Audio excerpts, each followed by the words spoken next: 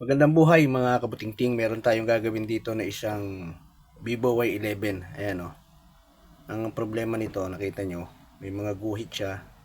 Tapos nalaglag kasi siguro. Ayan, may basag din siya rito. Ayan, ganyan na lang nakikita. Kaya magpapalit na tayo ng LCD. Hindi na natin siya ma-i-off kasi hindi na natin siya makita. Ayan lang, puro ganyan lang nakikita. Kaya ang gagawin natin, tatanggalin natin yung unang gagawin, tatanggalin natin yung kanyang SIM tray.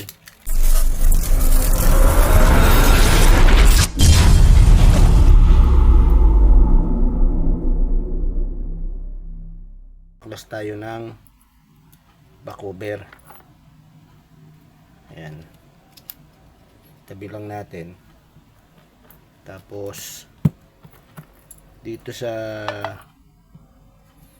gilid, sa ilalim, ito. Bali, napalitan na rin to ng LCD ng may-ari. Panibagong palit na to. Ayan, dito sa ilalim, sikotin nyo siya. Ayan o, tutunog yan eh.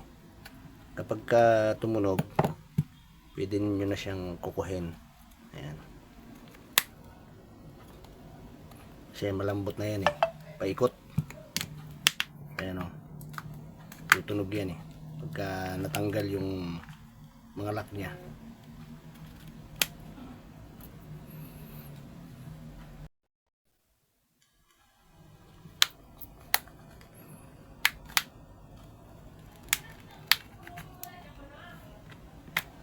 Ayan. Ngayon, itong fingerprint, andito yung flex niya. Kaya ang pag-aangat, huwag pa ganun. Pag ganyan. Ayan o. Para hindi siya mahila. Ayan o. Ayan, ganyan. Tapos, tanggalin nyo to. Ayan yung tornilyo na yan. Ito. Cover nung ating ayan o. Cover nung ating fingerprint flex. Ayan. Tapos iangat nyo to. Ayan. Tabi lang natin. Ngayon tatanggalin natin yung mga tornilyo nito. Tatanggalin natin yung cover ng board sapagkat iaangat natin yung flex ng battery at magtatanggal din tayo ng battery dahil yung flex naman ng ating LCD ay nakailalim dun sa may battery, kaya obligadong magtanggal tayo ng battery. Ayan. Hindi, madali na lang tanggalin to kasi tanggal na to nung pinagawa nung una. Ayan. Ayan, angat nyo lang to pag ganyan. Ayan. Tapos ito yung flex ng ating battery. Ito. Ayan. Iangat nyo lang siya. Ayan. Tapos itong green na to, ayan. Dahil madali nang tanggalin to dahil napalitan na to, hindi na original. Ayan o. Ayan o. Dali na natin siyang tinanggal. Ito yung sa flex ng LCD natin. Iangat nyo yan. Tapos ito, angat na rin siya eh. Ayan. Try natin itulak kung matatanggal. Ayun, natanggal siya. Ayan o. Papalit naman tayo ng LCD. Susunod natin gagawin, i-check nyo yung paikot na to kung malinis para pagka inilapit yung bagong LCD hindi siya nakabukol. Ayan, linisin natin. May mga naiwan pang mga ibang dikit eh. Ayan o. Ayan o. Tatanggalin nyo yan para hindi pagka nilapat yung bagong LCD natin hindi siya nakabukol. Kaya kailangan malinis yung frame na yan. Paikot. Ayan o, madali naman na siyang tanggalin eh. Pagka natanggal natin yan, paikot, babrasin nyo para matanggal yung mga naiwan. Kailangan brasin nyo siya para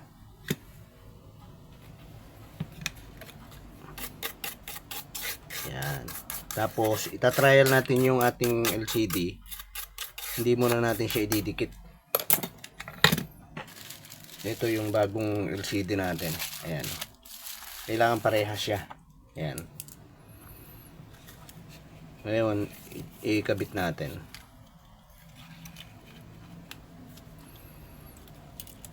Tapos kabit natin yung flex ng ating LCD. Ayan. Tapos iayos nyo na mabuti.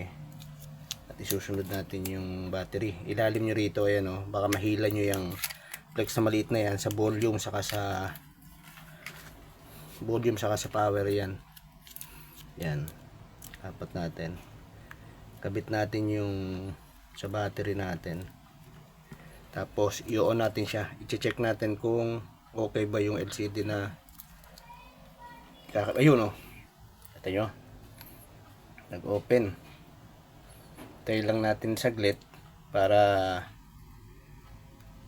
ma-check natin yung bagong LCD na ipinalit natin. Ayos na yung LCD nya. Ayan mga kabutingting, nag-open na o. Ayan o. Ngayon kapag ganyang bago yung LCD, kumuha kayo ng isang application para igalaw nyo siya ng buo para malaman nyo na good yung ating LCD. Ayan, halimbawa itong album. Ayan. Ayan o. Kailangan gumagalaw siyang ganyan. Ayan, lumilipat-lipat siya. Pagka ganyang lumilipat-lipat, ayan, okay yung ating LCD. Ayan. Pwede na natin siyang idikit. Ayan. Okay. Ayan o. Natatat siya. Ayos, sumasabay siya ron sa, hindi siya nadidelay. Ayan. Ngayon ipipix na natin, i-off natin. Tapos i-fix na natin.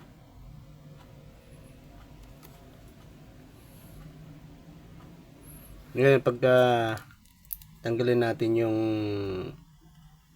battery, tapos sunod natin yung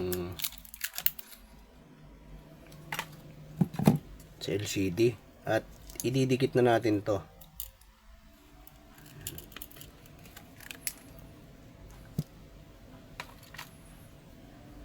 Ayan, tanggalin nyo to.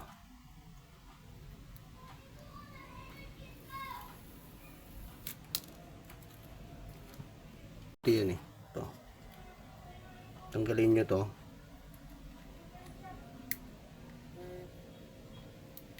Ayan. Tapos para mailapat nyo mabuti yung ayan, mailapat nyo mabuti yung LCD. Ayan. Ngayon ang gagawin natin, didikit na natin siya. Dikit natin. Simula dito. Ayan.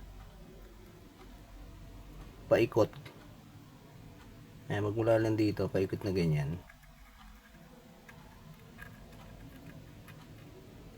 Yung pagdidikit. Okay lang na medyo marami. Wag lang kokonti kasi maaring umangat yung ating LCD.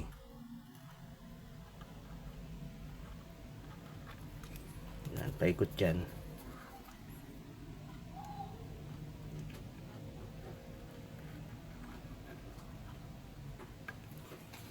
Konti na lang.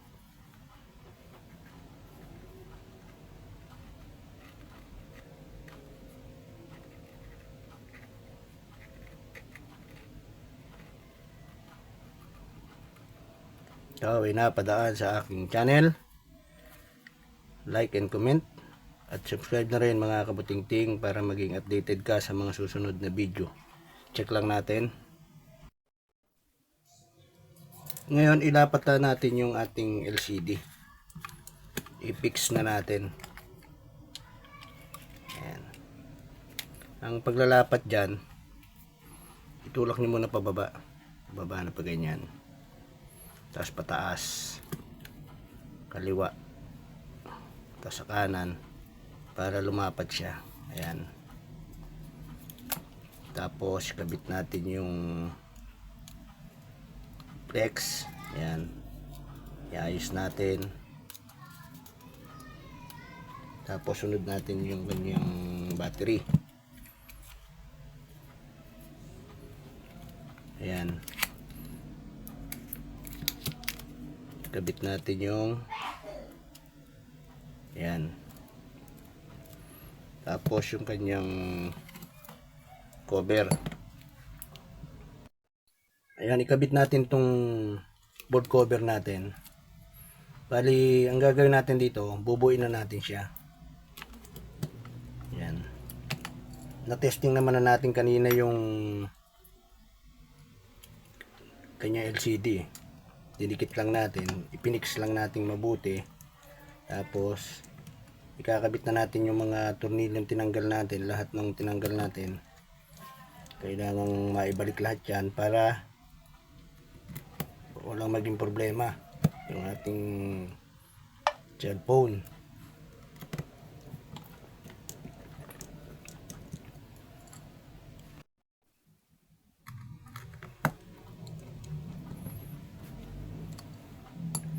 Ngayon, sunod nating ikakabit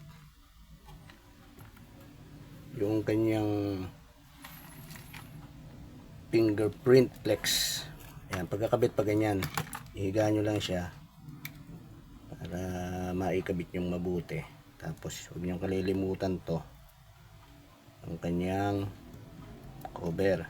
Tapos ilagay nyo yung kanyang tornilyo para hindi siya gumalaw. Ayan. Tapos isunod nyo ito. Ang pagkakabit niya, unahin nyo rito sa ibabaw. Pag ganyan, tutunog naman yan eh, maglalak yan eh. Ayan, unahin nyo rito sa ibabaw, maglalak yan. Maririnig nyo, tutunog siya. Paikot. Ngayon, pagka nailapat nyo na mabuti, ayan, i-check nyo yung volume. Ngayon na-i-check nyo na, check nyo itong volume tsaka yung power kung napipindot. Ayan, tapos double check nyo siya. Okay. Ngayon, lalagyan natin siya ng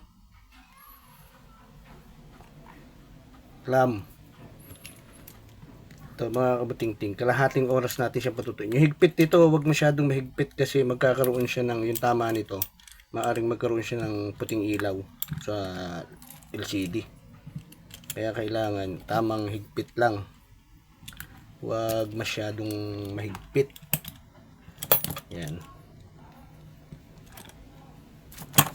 kalahating oras, hintayin natin.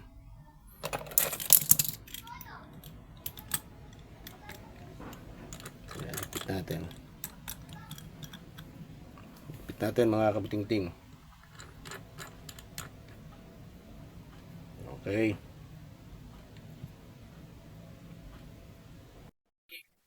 Mga kabutingting, kalahating oras, tanggalin natin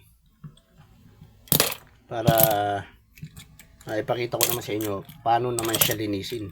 Kasi yung mga dikit niya may sumobra dito eh, di ba? Ayan.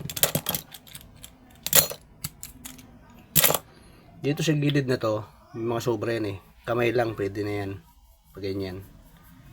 Tapos pagka nalinis nyo na siya, paikot. Ayan, pwede nyo na siyang i-on, magagamit na nung may-ari. Ayan,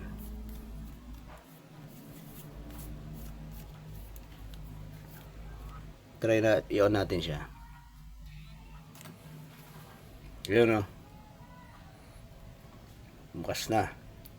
Tignan natin, tapos ilagay na natin yung kanyang, habang inaantay natin, lagay na natin yung kanyang SIM card.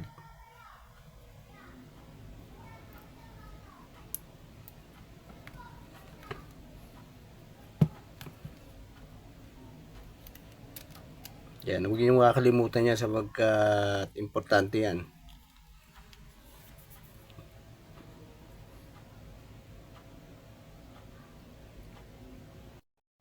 Ayan mga kabutingting, oh. Kita nyo, bumukas na siya. Ayan. Nagagamit na nung may-ari. Ito yung ginawa, pinalitan natin ng LCD. Ito yung pinalitan natin ng LCD. Vivo Y11.